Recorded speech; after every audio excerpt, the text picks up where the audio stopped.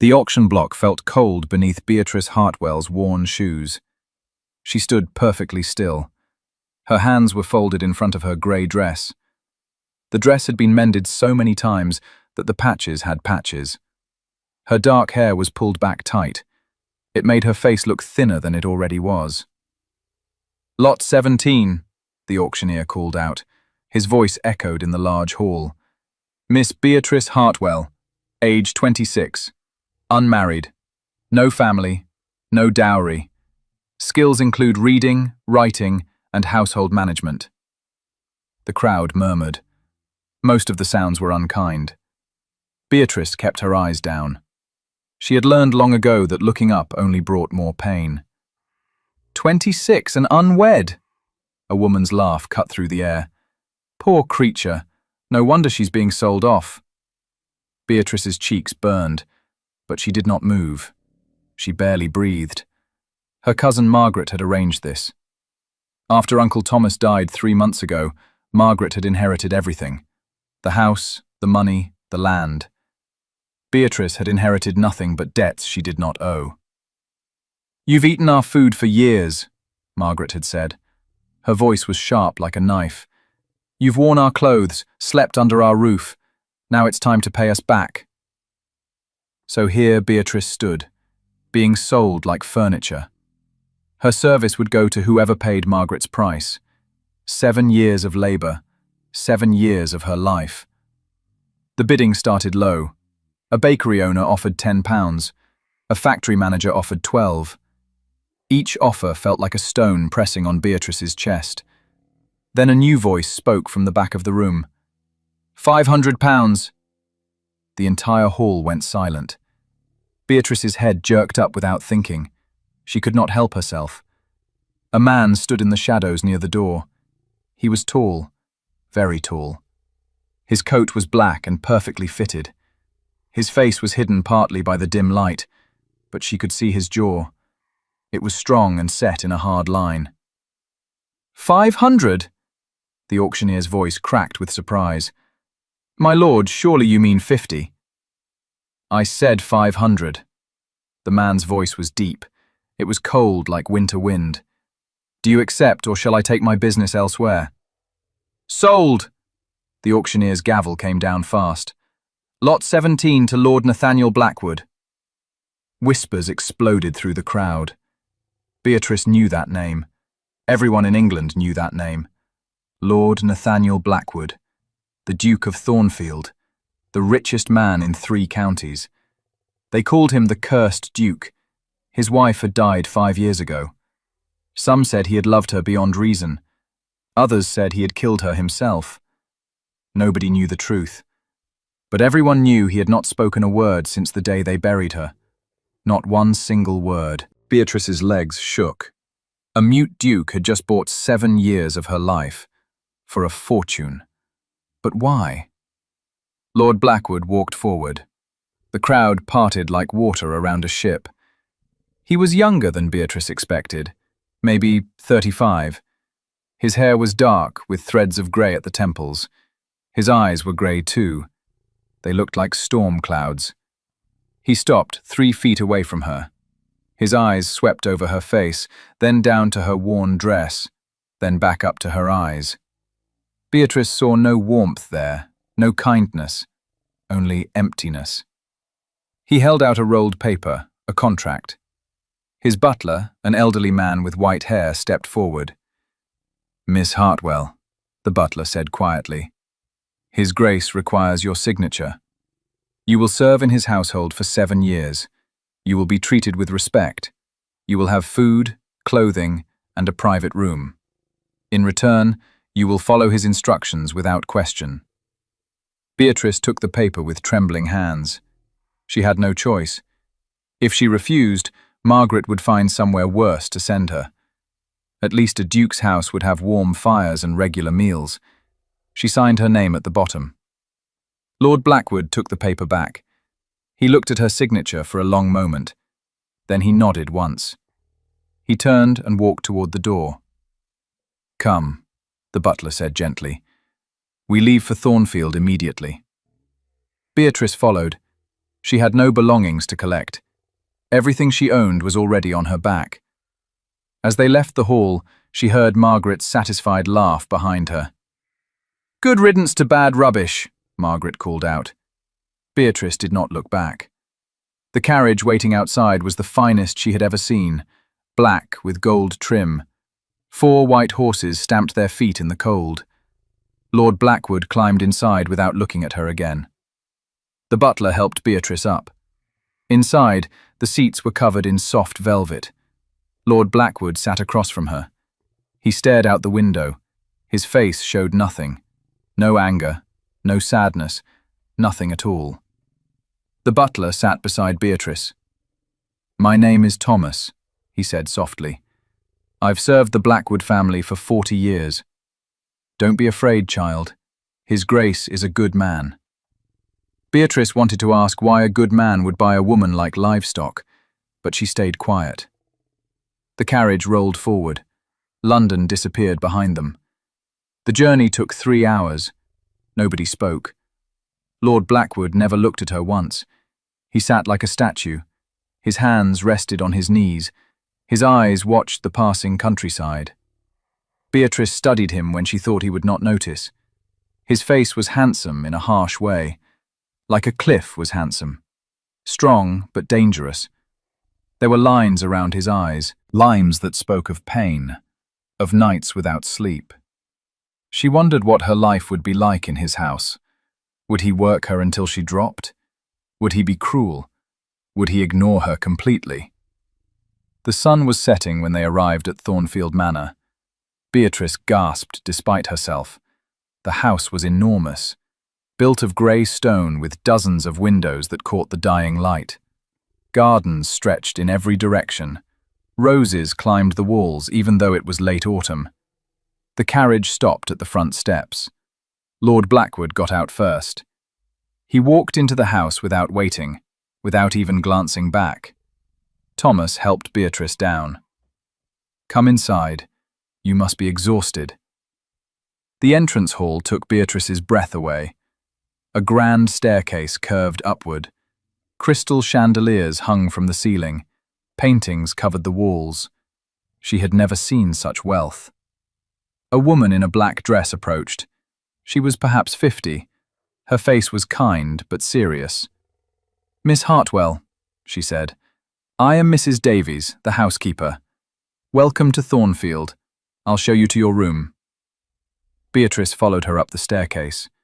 They walked down a long hallway. The floors were covered in thick carpet. Every surface gleamed with polish. Mrs. Davies opened a door near the end of the hall. "This is yours." The room was larger than any space Beatrice had ever called her own. A real bed with clean white sheets. A fireplace with logs already burning. A wardrobe, a writing desk. Windows with curtains made of blue silk. "Is there some mistake?" Beatrice whispered. "Surely servants don't sleep in rooms like this." Mrs. Davies smiled. It was a sad smile. His Grace gave specific instructions. You're to be comfortable. Dinner will be brought to you tonight. Tomorrow, your duties begin. What will I be doing? Mrs. Davies hesitated. That's for His Grace to explain. Rest now, child. You look half dead with exhaustion. She left before Beatrice could ask more questions. Alone, Beatrice walked slowly around the room. She touched the bed. The sheets were softer than anything she had ever felt. She looked out the window. The gardens below were shadowy in the dusk. A maze made of hedges stood in the centre. Why would a mute duke pay £500 for her? What could he possibly want? A servant brought dinner on a silver tray. Roasted chicken, fresh bread, vegetables in butter, apple tart with cream. More food than Beatrice usually ate in a week. She ate slowly. Each bite felt like a dream. She kept expecting to wake up back in Margaret's cold attic room. After dinner, she found a nightgown laid out on the bed. It was white and clean. She changed quickly. Then she climbed into bed. The mattress was soft. The blankets were warm. But sleep did not come easily. Beatrice stared at the ceiling. She thought about the empty look in Lord Blackwood's eyes, about the rumors, about the 5 years of silence. What had happened to make a man stop speaking entirely? And what did he want with her? Morning came too soon. A knock on the door woke Beatrice while the sky was still gray. A young maid entered with a dress draped over her arm. "Good morning, miss," the girl said cheerfully. "I'm Annie. Mrs. Davies sent this for you. His Grace wants to see you in the library at 8 o'clock. The dress was simple but beautiful. Dark blue wool with white lace at the collar. It fit Beatrice perfectly. Someone had known her measurements. The thought made her uncomfortable. Annie helped her arrange her hair. "You're lucky, miss. His Grace is kind. He doesn't shout like some lords do." She paused. Of course, he can't shout. But even before, well, he was always fair. "Before?" Beatrice asked. Annie's smile faded. "Before the accident. Before her Grace died. Before everything changed." She shook her head. "I shouldn't gossip. Come, I'll take you to the library." The library was on the ground floor. 2 large doors stood closed. Annie knocked softly. Thomas opened the door. "Miss Hartwell, please come in." The room was full of books, hundreds of them, maybe thousands. They lined the walls from floor to ceiling. Large windows let in the morning light.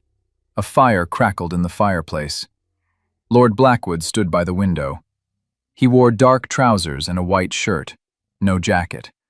It was strangely informal. He turned when Beatrice entered. His eyes met hers. For just a moment, she thought she saw something in them. A question, maybe, or pain. Then it was gone. The emptiness returned. Thomas cleared his throat. "Miss Hartwell, His Grace has purchased your service for a very specific purpose. He requires someone to read to him, every day, morning and evening, sometimes longer." Beatrice blinked. "Read? That's all?" "That's all," Thomas confirmed. "You'll read whatever His Grace selects. You'll speak clearly and without rushing. You'll ask no questions about what you read or why." Relief flooded through Beatrice. Just reading. She could do that. It seemed too easy. "There's one more thing," Thomas added.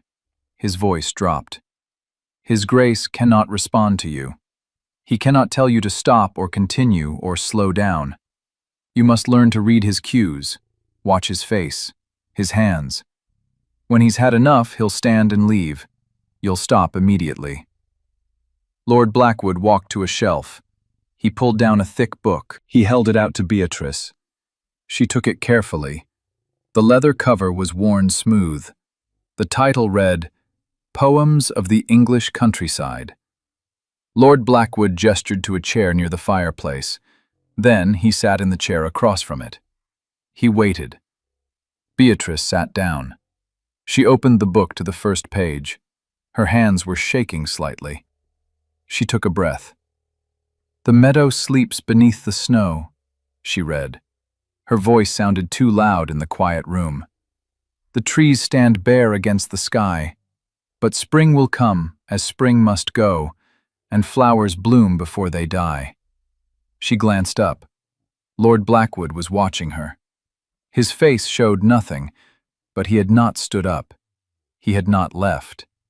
So she continued. Beatrice read for an hour. Her voice grew stronger as she relaxed. The poems were beautiful. They spoke of nature and seasons and the passage of time. She found herself getting lost in the words. When Lord Blackwood finally stood, Beatrice stopped mid-sentence. He nodded once to her. Then he walked out of the library. Thomas appeared from wherever he had been waiting. "Very good, Miss Hartwell. You have until this evening free. His Grace will want you to read again after dinner." "Thomas," Beatrice said quickly, "why does he want someone to read? Can't he read to himself?" Thomas's face softened with sadness. He can read, yes, but he needs to hear a voice. Do you understand? He needs to hear someone speak. It's been 5 years since... He trailed off. Just do as you're asked, child. You're helping more than you know. He left before she could ask anything else. Beatrice spent the day exploring the house. Mrs. Davies had said she was free to go anywhere except the East Wing. That's His Grace's private quarters, the housekeeper explained. Nobody goes there without permission. The house was beautiful, but sad. Every room was perfect, clean and polished and arranged just so, but it felt empty, like a museum. There was no laughter, no life. Beatrice found herself in the music room. A piano stood by the window. Sheet music was stacked neatly on top. She touched the keys gently. One note rang out clear and pure. "Do you play?" Beatrice spun around. Thomas stood in the doorway. "A little," she admitted. "My mother taught me before she died, but I haven't played in years." "You should practice," Thomas said. "Music is welcome in this house. Her Grace used to play. His Grace loved to listen." His eyes grew distant. He loved many things once. That evening, Beatrice returned to the library. Lord Blackwood was already there. He handed her a different book this time. The History of Ancient Rome. Beatrice read until her voice grew hoarse. Lord Blackwood sat perfectly still. He never moved except to occasionally close his eyes, but he was listening. She could tell. Days passed into weeks. The routine never changed. Morning reading, afternoon freedom, evening reading. Lord Blackwood never spoke, never smiled, never showed any emotion at all. But Beatrice began to notice small things. When she read sad passages, his jaw tightened. When she read something beautiful, his breathing changed. Once, when she read a funny story, she saw the corner of his mouth twitch, almost like he wanted to smile but had forgotten how. She also noticed that he chose the books carefully. Never anything about love, never anything about marriage or loss, always history or nature or adventure. One morning, 3 weeks after her arrival, Beatrice was reading about Napoleon's campaigns. She glanced up and found Lord Blackwood staring at her. Not at the book, at her face. Their eyes met. He did not look away. Beatrice's breath caught. His eyes were not empty in that moment. They were full of something. Curiosity, maybe, or confusion, like he was trying to solve a puzzle. Then he blinked. The emptiness returned. He stood and left the room. Beatrice sat there for a long moment. Her heart was beating too fast. Something had just happened, something important, but she did not understand what. That afternoon, Mrs. Davis found her in the garden. "Miss Hartwell, His Grace has requested something unusual. He wants you to dine with him tonight." "Dine with him?" Beatrice repeated. "But I'm just—" "You're his employee," Mrs. Davies said firmly, "and if His Grace wants your company at dinner, you'll provide it. Wear the green dress Annie left in your room. Dinner is at 7. Beatrice had never been so nervous in her life. She dressed carefully. The green dress was the most beautiful thing she had ever worn. It made her eyes look brighter, made her skin look less pale. Annie arranged her hair in soft curls. "You look lovely, miss, like a real lady." "I'm not a lady," Beatrice said softly. "Maybe not born one," Annie said, "but you act like one. That counts for something." The dining room was enormous, a table long enough for 20 people, but only 2 places were set, one at the head of the table, one to the right of it. Lord Blackwood was already there. He stood when she entered. It was such a normal, polite gesture that Beatrice almost forgot he was supposed to be cold and unfeeling. Thomas pulled out her chair. She sat down carefully. Lord Blackwood sat as well. Servants brought food: soup, roasted duck, potatoes, vegetables, wine in crystal glasses. Beatrice had no idea what to do. Did she eat in silence? Did she try to make conversation even though he could not respond? Thomas tells me you used to play piano, she said finally. The silence was too awkward. Your music room is beautiful. Lord Blackwood looked at her. He nodded once. I play a little, Beatrice continued. Not well, but I remember some songs my mother taught me. He tilted his head slightly, like he was considering something. Then he reached for a small notebook that sat beside his plate. He wrote something quickly. He turned the notebook toward her. Play for me tomorrow? The words were written in strong, slanted handwriting. Beatrice's throat tightened. He had asked, not demanded, asked. Yes, she said, I would like that. Something flickered in his eyes. So fast she almost missed it. Relief, maybe, or gratitude. They ate in silence after that, but it was not an uncomfortable silence anymore. It felt almost peaceful. When dinner ended, Lord Blackwood stood. He bowed to her slightly, then he left. Thomas smiled at Beatrice. Well done, child. That's the first time he's dined with anyone since Her Grace died. Why? Beatrice asked. Why is he changing? Thomas looked at her for a long moment. Maybe because you don't expect anything from him. Everyone else wants him to talk, to explain, to be who he was before. But you just read to him. You just sit with him. Maybe that's what he needs. That night, Beatrice lay awake again, but this time her thoughts were different. She kept seeing Lord Blackwood's eyes, the way they had looked at her across the dinner table, like she was real, like she mattered. Nobody had looked at her that way in years. The next morning after reading, Beatrice went to the music room. Her fingers were stiff at first, but slowly the old songs came back. Simple melodies her mother had loved. She did not hear Lord Blackwood enter. She only realized he was there when she finished a song and looked up.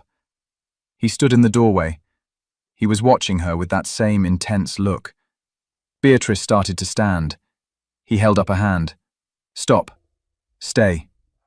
She sat back down. Would you like me to play more? He nodded. He walked to a chair near the piano. He sat down. Beatrice played for an hour. Every song she could remember. Some came out wrong. She apologized for the mistakes, but Lord Blackwood never looked bothered. He just listened. When her fingers grew tired, she stopped. She looked at him. I'm sorry I'm not better. He picked up the notebook he had brought. He wrote for a moment. Then he showed her. You're perfect. Beatrice's eyes stung. When was the last time someone had called her perfect? When was the last time someone had seen value in her at all? Thank you, she whispered. Lord Blackwood stood, but instead of leaving immediately, he walked to the piano.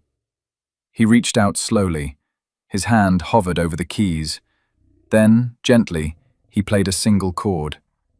The sound was beautiful, rich and full. He looked at Beatrice. There was such sadness in his eyes, such longing, like that one chord had broken something open inside him. Then he turned and left quickly. Beatrice sat there shaking. She felt like she had just seen something private, something he had not meant to show. That night at dinner, Lord Blackwood wrote more in his notebook, real conversations on paper. He asked about her childhood, about her parents, about what she liked to read. Beatrice answered honestly. She told him about her mother who had died when she was 10, her father who had drunk himself to death 2 years later, her uncle who had taken her in but never really wanted her, her cousin Margaret who had made every day a misery. She expected pity in his eyes, but instead she saw understanding, like he knew what it was to be alone, to be unwanted. He wrote, "You're not unwanted here." Those words settled into Beatrice's chest. They warmed something that had been cold for a very long time. Weeks turned into months. Winter came in full force. Snow covered the grounds. Ice formed on the windows. But inside Thornfield, something was thawing. Lord Blackwood began spending more time with Beatrice, not just during reading time. He would find her in the garden and walk beside her. He would sit in the music room while she played. He would appear at dinner every night. He started writing her longer messages, stories about his childhood, about his parents who had died in a carriage accident, about the pressure to marry well, about how he had met his wife Charlotte at a ball and thought she was the most beautiful woman alive. "I loved her desperately," he wrote one night, "but I don't think she ever loved me back. Not really. I think she loved the title, the money, the house. When she died, I realized I had spent years loving someone who was never truly mine." Beatrice's heart ached for him. "How did she die?" she asked softly. His face went hard. He stood abruptly and left without writing an answer. Thomas found Beatrice later. She was sitting in the library with tears on her cheeks. "I upset him," she said. "I asked about his wife." Thomas sighed. He sat down heavily. "Her Grace died falling from a horse. His Grace was riding with her. He saw it happen. He tried to save her, but—" Thomas shook his head. "She died in his arms, and the last words he spoke were begging her not to leave him. He hasn't spoken since. Some say it's grief, others say it's guilt. I think it's punishment. He's punishing himself for not saving her." "But it wasn't his fault," Beatrice said. "Tell him that," Thomas replied sadly. "We've all tried, but he won't listen. Can't listen. He's locked himself in silence like a prison." Beatrice thought about that for days. Lord Blackwood had chosen silence as his cage. But why? What was he really punishing himself for? One evening she found him in the portrait gallery. He stood in front of a large painting. A beautiful woman with blonde hair and blue eyes stared out from the canvas. She wore a green dress, jewels at her throat. Her smile was perfect but cold. This was Charlotte, the First Lady Blackwood. Beatrice stood beside him quietly. She studied the portrait. The woman was beautiful, but there was no warmth in her painted eyes, no real joy in her smile. Lord Blackwood pulled out his notebook. He wrote without looking away from the portrait. "She was pregnant when she died. I killed them both." Beatrice's breath caught. "You didn't kill them. It was an accident." He finally looked at her. His eyes were full of pain, raw and terrible. He wrote quickly, his handwriting jerky. "She told me that morning she didn't want the baby. She didn't want to be married anymore. She wanted her freedom back. We argued. She rode away angry. She rode too fast because of me, because I wouldn't let her go." "That still doesn't make it your fault," Beatrice said firmly. He shook his head. He wrote more. "I should have let her go. Let her have her life back. But I was selfish. I wanted her even though she didn't want me. My selfishness killed her." Beatrice wanted to touch him, to comfort him, but she did not dare. Instead, she spoke from her heart. "Love isn't selfish," she said. "Wanting someone to stay isn't wrong. She made her own choice to ride fast, to be careless. You couldn't control that." He stared at her for a long moment. Then he wrote one word. "You're kind." "I'm honest," Beatrice corrected. "There's a difference." Something changed between them that night. A wall came down, not completely, but enough. Lord Blackwood started seeking her out more often. He would find her reading in the library and sit beside her, not for their usual reading time, just to be near her. He would walk with her through the snowy gardens. He would play chess with her in the evenings, communicating his moves through gestures and written notes. Beatrice found herself thinking about him constantly. The way his rare, almost smiles made her heart skip. The way his eyes softened when he looked at her. The way his presence made her feel safe for the first time in years. She was falling in love with him. The realization terrified her. He was a duke. She was nobody, worse than nobody. A woman who had been sold like property. What could she possibly offer him? But her heart did not care about logic. It only cared that he made her feel seen, valued, important. One snowy afternoon, Beatrice was playing piano in the music room. She did not know Lord Blackwood had entered until she felt him behind her, very close behind her. She stopped playing. She turned slightly. He was standing right there, so close she could feel his warmth. He reached past her. His arm brushed her shoulder. He pointed to a piece of sheet music on the piano. A duet. Beatrice's mouth went dry. "You want to play with me?" He nodded. He sat down beside her on the piano bench. They were pressed close together. She could smell his cologne, woodsy and clean. He positioned his hands over the lower keys. He looked at her, waiting. Beatrice's hands shook as she placed them on the higher keys. She counted them in softly. 1, 2, 3. They began to play together. It was clumsy at first. Beatrice kept hitting wrong notes because she was so aware of him beside her. But gradually, they found a rhythm. Their hands moved in harmony. The music swelled and filled the room. Beatrice closed her eyes. She let herself feel the moment, the music, the warmth of his body beside hers, the connection between them that needed no words. When the song ended, silence fell, but neither of them moved. They sat frozen on the bench, so close their shoulders touched. Beatrice opened her eyes. She turned her head. Lord Blackwood was already looking at her. His face was inches from hers. His grey eyes were not empty anymore. They were full of longing, of fear, of desperate hope. He lifted one hand slowly. He reached toward her face. His fingers trembled. Beatrice held her breath. He was going to touch her. She wanted him to touch her. His fingertips brushed her cheek, so gentle, like she was made of glass. Then suddenly he jerked back. He stood up so fast the bench scraped the floor. His face had gone hard again, closed. He turned and walked out quickly. Beatrice sat there alone. Her cheek still tingled where he had touched her. Her heart raced. What had just happened?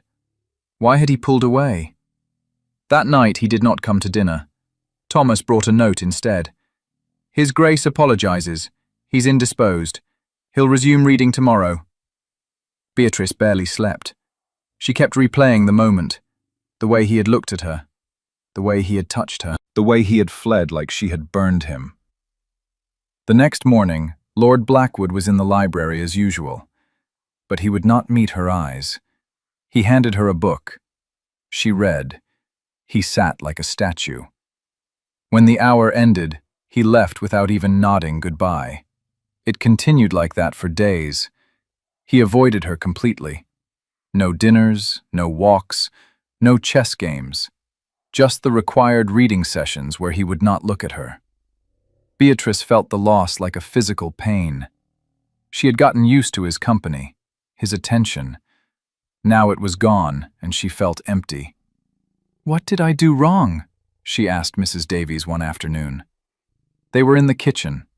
Beatrice was helping make bread because she needed something to do with her hands. Mrs. Davies gave her a knowing look. "You didn't do anything wrong, child. His Grace is scared." "Scared? Of what?" "Of caring for you," Mrs. Davies said gently. "Of letting himself feel something again. He's punished himself for 5 years. Feeling happiness must seem like a betrayal to him." Beatrice's throat tightened. "So he'd rather be miserable forever?" "Some people choose misery because it's familiar," Mrs. Davies said. "Happiness can be terrifying when you don't think you deserve it." That night, Beatrice made a decision. She could not force Lord Blackwood to care for her, but she could remind him that he was still alive, still capable of feeling, still worthy of joy. After dinner, she went to the music room. She played every beautiful song she knew, loud enough that the music echoed through the house. She played for 2 hours. Her fingers ached, but she did not stop. Finally, she sensed him. Lord Blackwood stood in the doorway. He looked exhausted. His hair was messy like he had been running his hands through it. His shirt was untucked. Beatrice stopped playing. She turned to face him. "I miss you," she said simply. I miss talking with you, walking with you, being near you. If I did something wrong, I'm sorry, but please don't shut me out." Lord Blackwood's face crumpled. Actual emotion broke through. Pain, regret, longing. He crossed the room in quick strides. He dropped to his knees in front of her, right there on the floor. Beatrice gasped. "My lord, please." He grabbed her hands. He held them tight.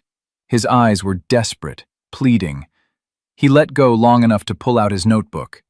He wrote frantically, "I don't deserve you. I don't deserve to feel what I feel. I tried to stop it. I can't. You've broken something in me. Or fixed something. I don't know. I only know that I think about you every moment. I dream about your voice, your laugh, your face. I bought your silence, but your voice is all I hear. It's the only thing that makes me feel alive. I'm terrified that loving you will destroy you, like I destroyed Charlotte." Tears streamed down Beatrice's face. She slid off the piano bench. She knelt on the floor with him. She cupped his face in her hands. "You didn't destroy Charlotte," she said fiercely, "and you won't destroy me. I'm not her. I'm not fragile. I'm not looking for a way to escape. I'm looking for a home, and I found it with you." Lord Blackwood's eyes widened. One hand came up to cover hers. He leaned into her touch like a man dying of thirst. "I love you," Beatrice whispered. "I know I shouldn't. I know it's impossible. But I do. I love you." A tear rolled down Lord Blackwood's cheek. Just one. But it was real. He pulled her closer. Slowly, giving her time to pull away, he leaned forward. His forehead touched hers. They knelt there on the music room floor, holding each other, breathing together. His hands shook as they framed her face. He looked at her like she was something precious, something holy. Then he kissed her. It was gentle, careful, like he was afraid she would disappear. His lips were soft against hers, warm, real. Beatrice kissed him back. She poured everything into it, all her love, all her hope, all her promise that she would stay. When they finally pulled apart, both were crying, but they were smiling too. Lord Blackwood grabbed his notebook. He wrote quickly, "Marry me." Beatrice laughed through her tears. "You're asking me to marry you, a woman you bought at auction?" He nodded firmly. He wrote more. "I bought your silence. You gave me your voice. You gave me life again. Marry me, please. Let me spend every day proving I'm worthy of you." "You don't have to prove anything," Beatrice said. Yes, I'll marry you." He pulled her close. He held her like he would never let go. They stayed on that floor for a long time, just holding each other. No words needed. For the first time in 5 years, Lord Blackwood felt peace. For the first time in her life, Beatrice felt truly loved. The next morning, Lord Blackwood made arrangements. They would marry in 3 weeks, at Thornfield, with only the household staff as witnesses. "I don't want a big ceremony," he wrote. "I want it to be real, true, just us." Beatrice agreed completely. She did not need society's approval. She only needed him. But news travelled fast among servants, and servants talked to shopkeepers, and shopkeepers talked to everyone. Within a week, half the county knew that Lord Nathaniel Blackwood, the cursed Duke, was remarrying. To a nobody. To a woman he had bought at auction. The gossip was vicious. Ladies laughed behind their fans. Gentlemen shook their heads. Everyone had an opinion. And then, 1 week before the wedding, Margaret arrived at Thornfield. Beatrice was in the garden when Thomas found her. His face was pale. "Miss Hartwell, your cousin is here. She's demanding to see you. His Grace is with her now in the drawing room." Beatrice's stomach dropped. Margaret. Here. Nothing good could come of this. She walked slowly to the drawing room. She heard Margaret's voice before she reached the door. "It's scandalous," Margaret was saying. "She's tricked you somehow. Cast a spell, perhaps. My poor cousin is simple-minded, damaged. You cannot possibly want to marry her."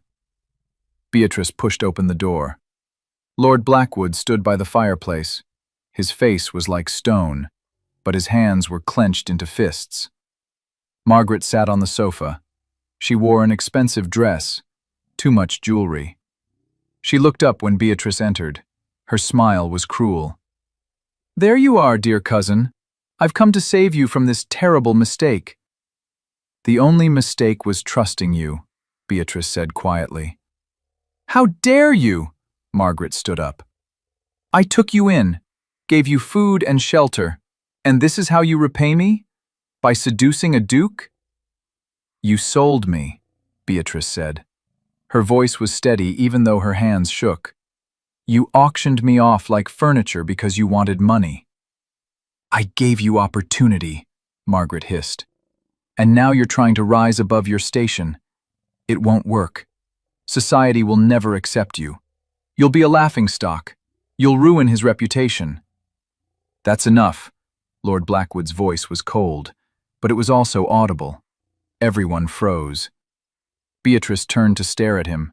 His mouth was set in a hard line. He had spoken. He had actually spoken. Margaret recovered first. She smiled triumphantly. "You see? Even he knows I'm right. He's telling you it's enough, that you should stop this farce." Lord Blackwood walked toward Beatrice. He took her hand. He looked at Margaret with icy contempt. "I'm telling you it's enough," he said. His voice was rough from disuse, but clear. "You will leave my house. You will never contact Miss Hartwell again. If you speak one word against her, I will destroy you financially, socially, completely. Do you understand?" Margaret's mouth fell open. "You're speaking. You're actually—" "I said, do you understand?" Lord Blackwood's voice was like steel. Margaret nodded quickly. She was pale now, frightened. "Good. Thomas will see you out. You have 5 minutes to leave my property." Thomas appeared as if summoned. He took Margaret's arm firmly. She tried to protest, but Thomas was surprisingly strong for his age. He propelled her toward the door. Margaret looked back once. "This isn't over. Society will crucify you both." Then she was gone. Beatrice stood frozen. She stared up at Lord Blackwood. He was still holding her hand. He was still looking at her with those grey eyes. "You spoke," she whispered. "You spoke for me." He lifted her hand to his lips. He kissed her knuckles gently. "I would do anything for you," he said. His voice was raw, emotional. "Anything, even break 5 years of silence." Tears streamed down Beatrice's face. "Why? Why now?" "Because she was hurting you," he said simply, "and I couldn't stay silent while someone hurt you. I bought your silence once, but you gave me my voice back. You made me want to speak again, want to live again." Beatrice threw her arms around him. He held her tight, his face buried in her hair. "I love you," he murmured. "I love you. I'll say it 1,000 times. I'll never stop saying it." "I love you too," Beatrice sobbed. "So much." They stood there holding each other, both crying, both laughing, both free. The staff gathered in the doorway. Mrs. Davies was weeping openly. Thomas was smiling bigger than Beatrice had ever seen. Annie was bouncing on her toes with excitement. "His Grace spoke," Annie whispered loudly. "Did you hear? He spoke." The news spread through the county even faster than the first rumours. The cursed Duke had spoken again. For his bride. For love. Some people still gossiped cruelly. Some society ladies refused to acknowledge Beatrice, but many more were touched by the story. A woman of no fortune winning the love of a grieving duke. A man finding his voice again through love. The wedding day arrived bright and cold. Snow covered everything. The house sparkled with candles and winter flowers. Beatrice wore a simple white dress. Annie had woven ribbons through her hair. She carried white roses from the greenhouse. The ceremony was in the library, their special place, where they had spent so many hours together, where she had read to him, where she had first seen him as more than just a silent, broken man. Lord Blackwood stood by the fireplace. He wore black, formal attire. His eyes never left Beatrice as she walked toward him. The vicar performed a simple ceremony. When he asked if Lord Blackwood would take Beatrice as his wife, Nathaniel spoke clearly. "I will, forever." When he asked if Beatrice would take Lord Blackwood as her husband, she smiled through happy tears. "I will, always." They exchanged simple gold bands. Then Nathaniel pulled Beatrice close. He kissed her in front of everyone. A kiss full of promise and love and hope. The staff applauded. Mrs. Davies sobbed into her handkerchief. Thomas beamed like a proud father. Afterward, there was a small celebration. Cook had prepared a feast. There was music and laughter. The house that had been silent and sad for 5 years was full of joy. That night, Nathaniel and Beatrice stood in the music room. He sat at the piano. She stood behind him with her hands on his shoulders. "Play something for me," she said softly. He began to play, a melody she had never heard before. It was beautiful and sad and hopeful all at once. "What is this?" she asked. "Something I wrote years ago," he said quietly. "I never played it for anyone. It's called The Silence Between Words, but I think I need to rename it."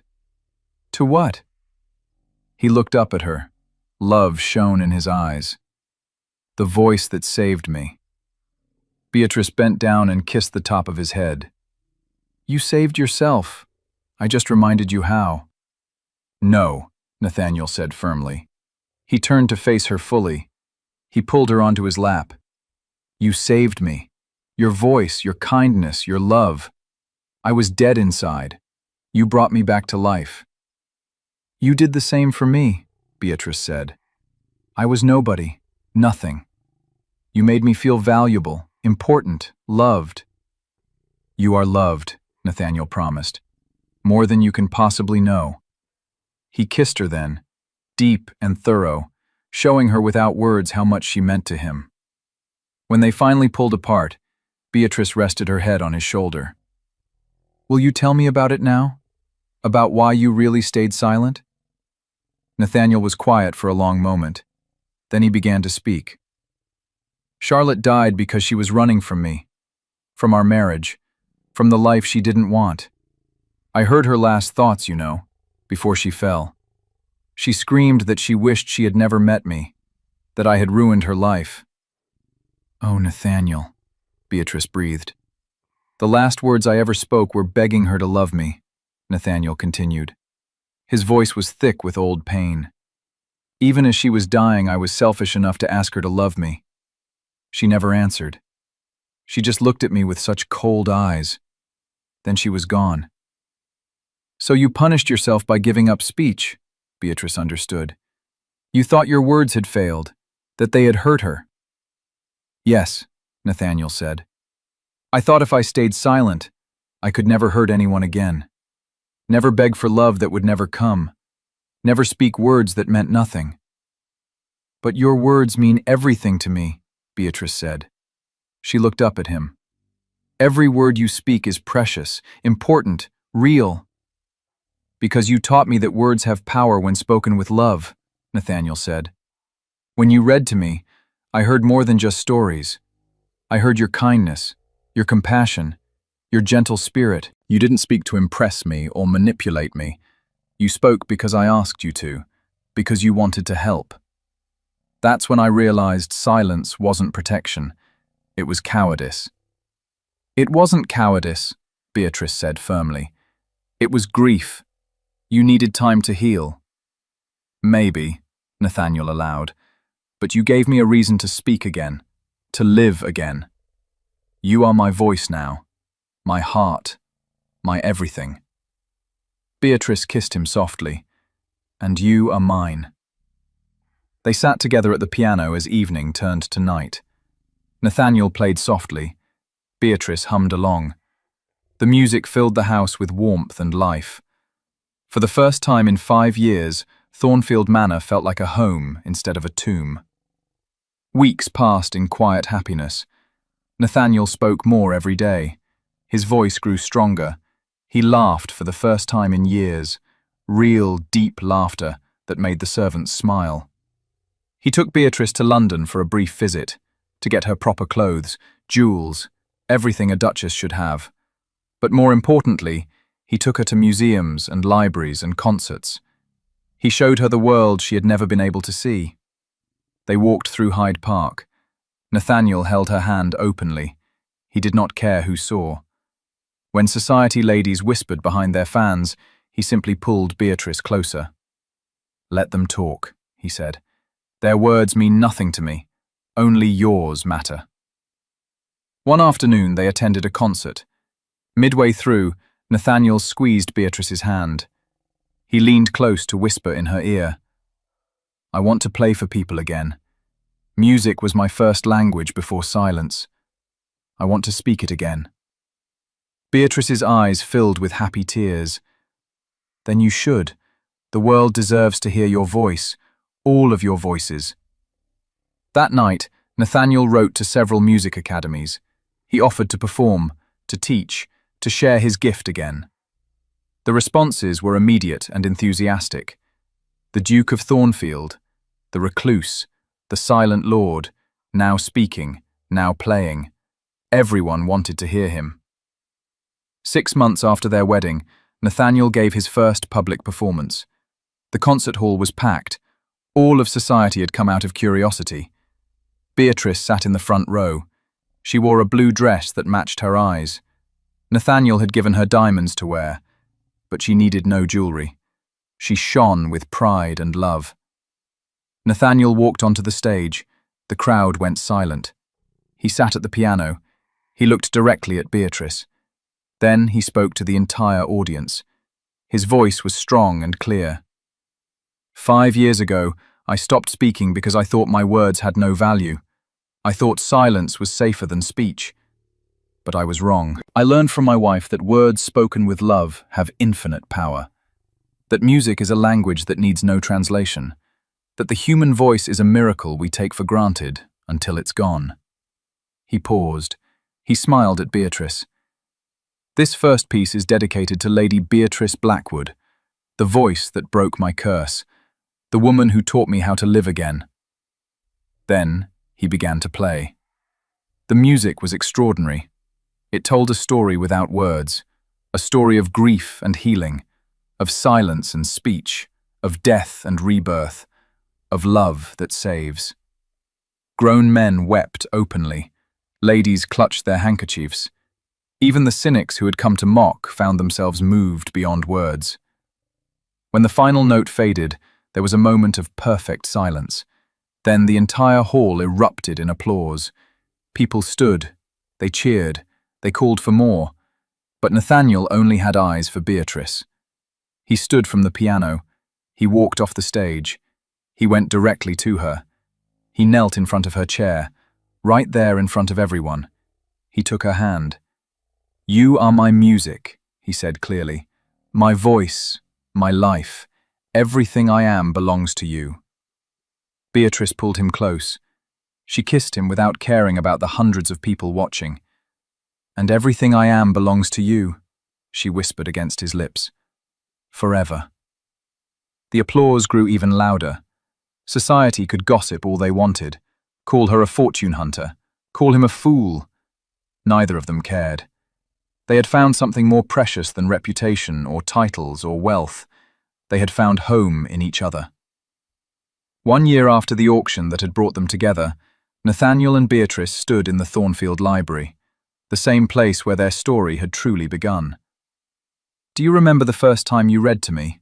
Nathaniel asked. He held her close, his arms wrapped around her from behind. "I was terrified," Beatrice admitted. "I thought you were the coldest man I had ever seen." "I was cold," Nathaniel said, "frozen solid, but your voice melted the ice around my heart. Every word you spoke was like sunlight on snow." "Such poetry," Beatrice teased gently. "Perhaps you should write words instead of music." I only need 3 words, Nathaniel said. He turned her to face him. I love you. And I love you, Beatrice replied, though I need a few more words than that. Oh? Nathaniel raised an eyebrow. Do tell. I love you. I treasure you. I choose you. Every day for the rest of my life. Nathaniel kissed her deeply. When he pulled back, his eyes were bright. We're going to be ridiculously happy, aren't we? Insufferably so, Beatrice agreed. And they were. Nathaniel never stopped speaking again. He taught music at prestigious academies. He performed concerts that brought audiences to tears. He wrote compositions that would be played for generations. But his favorite moments were always the quiet ones. Reading with Beatrice in the library, playing duets at the piano, walking through the gardens, sitting by the fire on winter nights. They had 3 children, 2 boys and a girl. Nathaniel spoke to them constantly. He told them stories, sang them songs, made sure they knew the power and value of every word. Beatrice became known for her charity work. She helped other women in desperate situations, women who had been cast aside by family or society. She gave them work, education, hope. She showed them that their voices mattered too.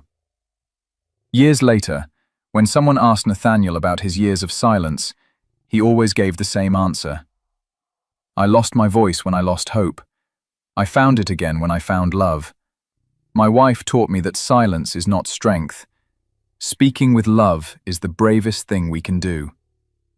And when someone asked Beatrice how she had won the heart of the cursed Duke, she smiled. I didn't win his heart. He gave it to me freely, just as I gave him mine. Love isn't about winning. It's about choosing. We chose each other. We keep choosing each other every day. On their 10th wedding anniversary, Nathaniel wrote Beatrice a letter. He left it on her pillow for her to find. My dearest Beatrice, it read. 10 years ago, I bought your silence for £500.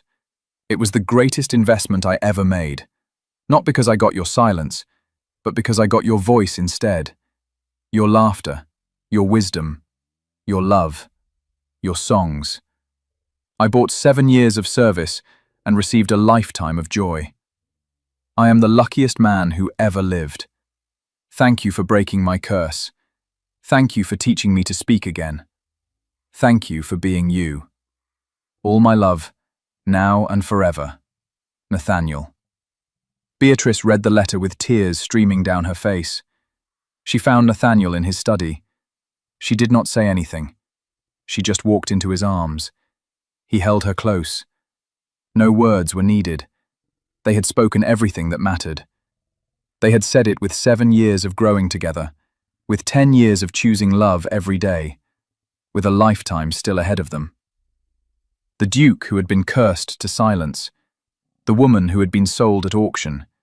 Together, they had found their voices, found their home, found their forever. And they lived happily ever after, not because their life was perfect, but because they faced everything together, with love, with courage, and with the absolute certainty that they had found in each other the greatest treasure of all. A voice that speaks directly to the heart, a silence that speaks louder than words, a love that needs no translation.